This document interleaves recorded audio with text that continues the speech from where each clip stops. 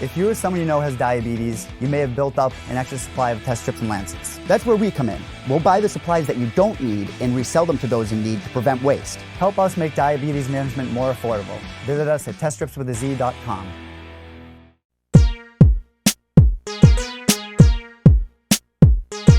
All right, we have Montel Jackson back on the show. He returns to action in a little under 3 weeks' time. He'll take on Felipe Colares at UFC Raleigh on January 25th. Happy New Year, Montel. How are you?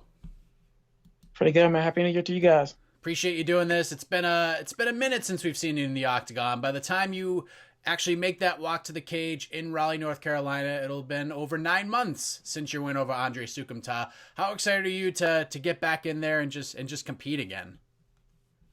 And I'm very excited, man. I'm ready. I'm ready, man. It's been a long time. Is there a reason why it's taken you so long to get back in there? It seems like you're a guy that has everybody excited. You had an amazing performance at UFC 236 against a tough, gritty veteran. Why is it taking so long to get you back in there, in your opinion? I'm not sure, man.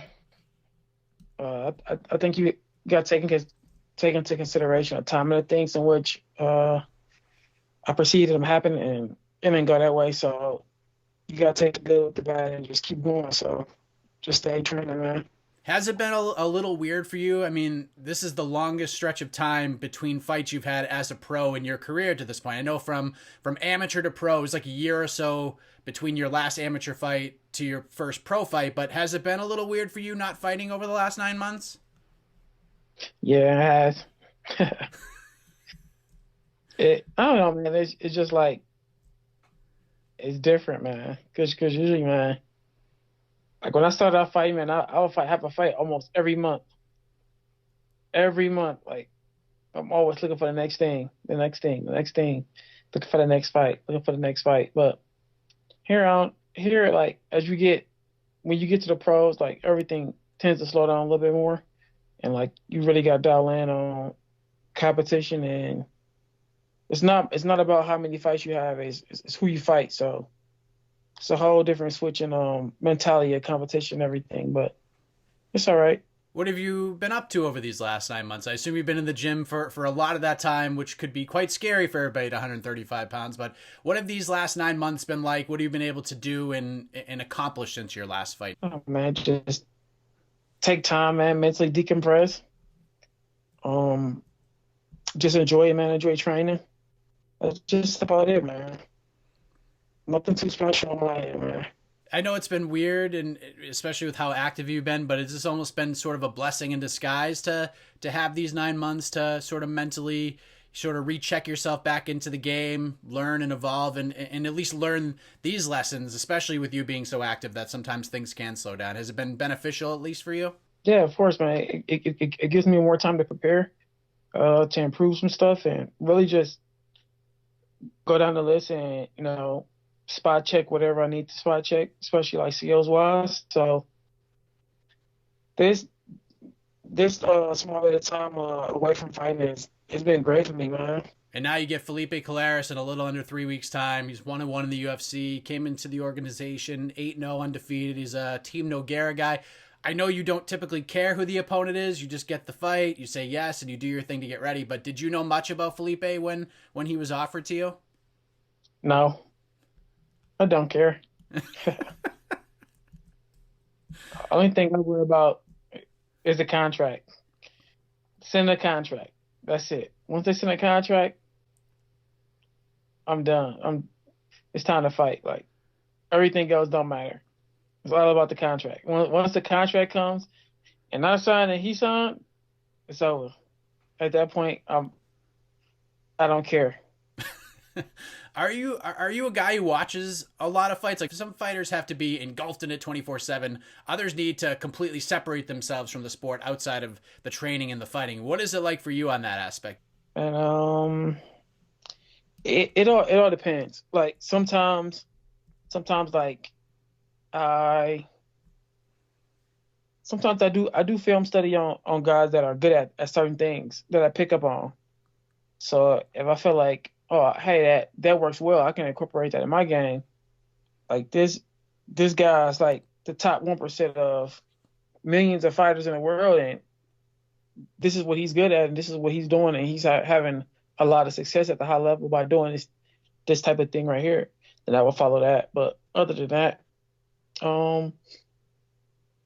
it depends on the fight and the matchups or whatever. But sometimes I watch it as like as a scout for talent, or I just watch it purely for the enjoyment of the sport.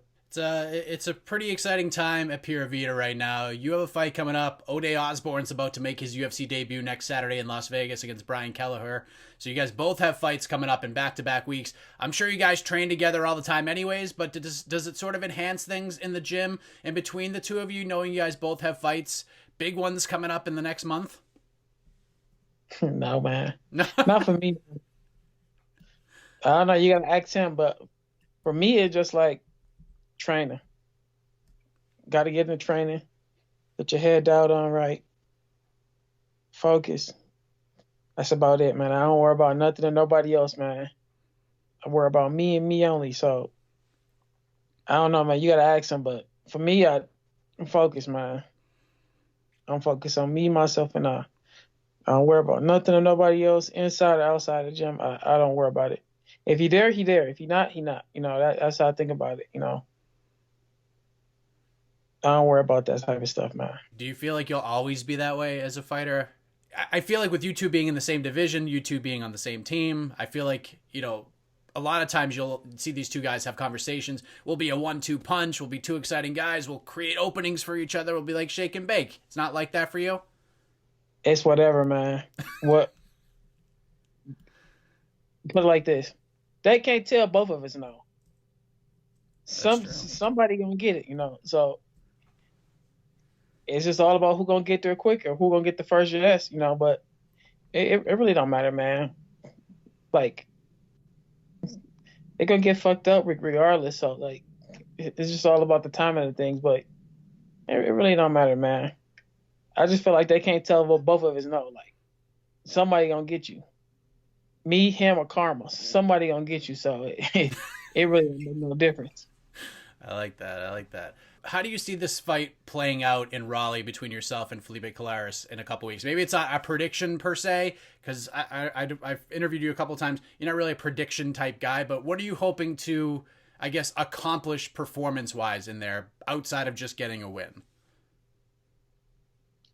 You know the motto, man. Destruct to destroy.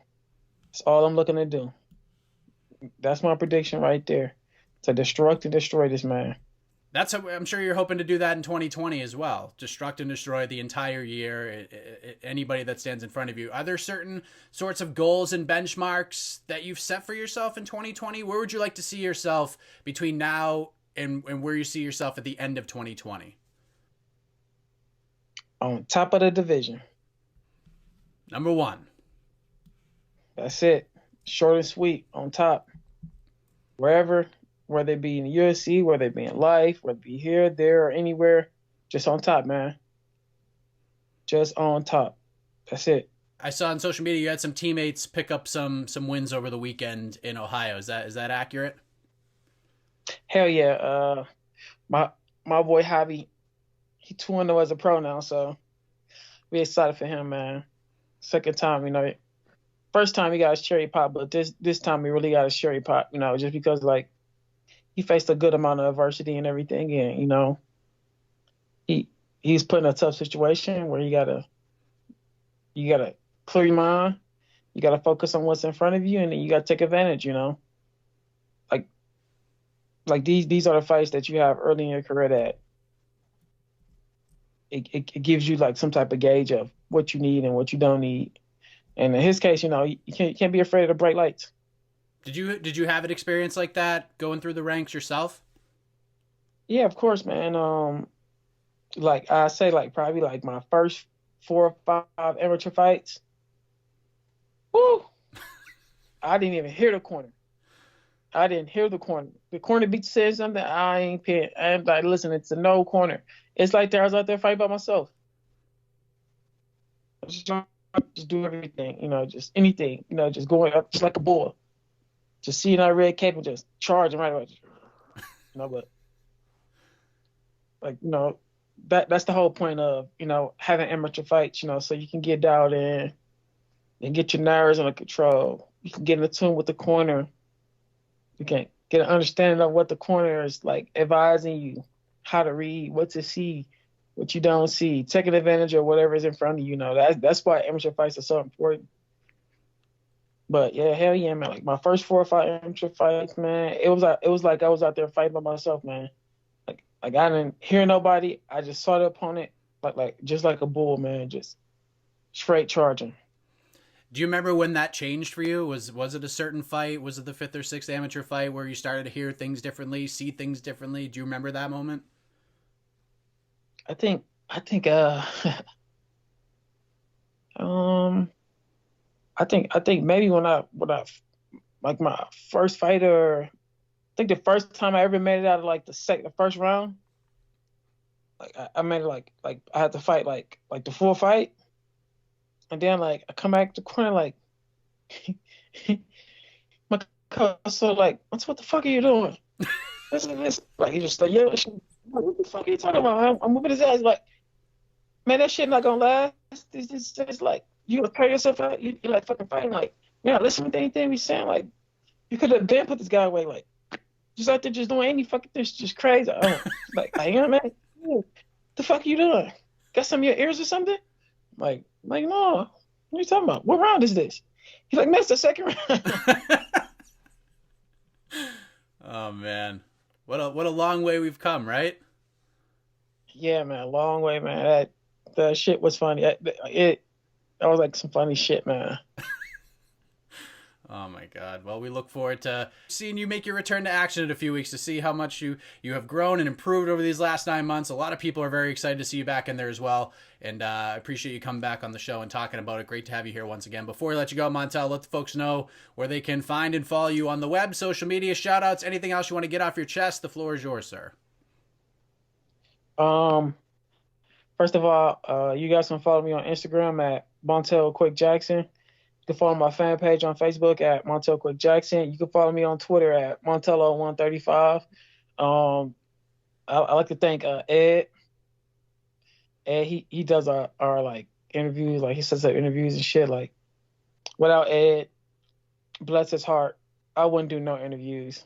I'm not an interview type of guy. Shout out Iridium, Jason House, Jacob. Shout out Trifecta this camp. They helped me with my meal preps. Shout out Float Life. Shout out all my teammates at Pura Vida. Shout out Ode Osbourne, Otis. He fighting on the 18th. So you guys tune in and watch him. And then check me out January 25th, the week after.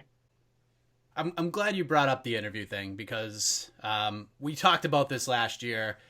We had a very similar end to a conversation where you mentioned something like that. And you spoke about how the media is not giving more shine to some of the local guys, some of the up and coming guys in this sport. And I feel that's super important. It's something that I've actually have always done, but I've actually worked on even more after that conversation. Do you feel like the state of MMA media when it comes to that, do you feel like it's improved over the last, 8 or 9 months or so? Do you feel like there's still some work that needs to be done? Man, it's still work to be done, man. Like it just be absurd. Like you gotta think, like you gotta always, people get so stuck on what's in front of them. They never look behind them. Like so they look at all these guys like, oh man, this is the guy right here. This guy assists, this guy's that. Like they just can't their mind just won't get off of that. So it'd be crazy, and then like they'd be looking like, oh my God, this guy's this. But like, yeah, that guy's time is coming to an end. What about the guy behind him? What about the guy behind him? Like, you don't want to like I know being a journalist, like you always trying to get the next lead on something. But like a lot of guys, it's just something wrong with their head, man. Yeah. They like starstruck. Like, how the fuck are you starstruck? You're a journalist. This is what you do for a living. You interview stars. How are you starstruck? Like, how? But it'd be crazy, man. And then like some of the stuff these people cover is like What the fuck do that got to do with MMA? What do it got to do with MMA? Like, it blows me, man. Like what? Like what? Do you have a specific example? We could all learn from this. No, man. Some of the stuff you guys cover on people be fucking insane, man. Like, you really just wasted 30 minutes of your life plus more to interview about this person about this dumbass thing. Like, my heart goes out to you. God bless you, man. Hey, we need this. We appreciate stuff like this. I hope I didn't open up a Pandora's box here, but seriously, like, this is how we get better. We like the criticism. At least I do. I don't mind it. Man, I think people learn best through trial and error, man. All right. But here's the thing, though, man. But if you see another person make the same mistake,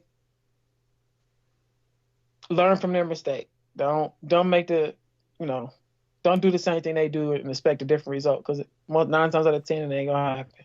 That's a good point. I appreciate that. Always a pleasure talking to you, Montel. I feel like I learn something every time we do this. All the best to you for the rest of this camp and on January 25th, man.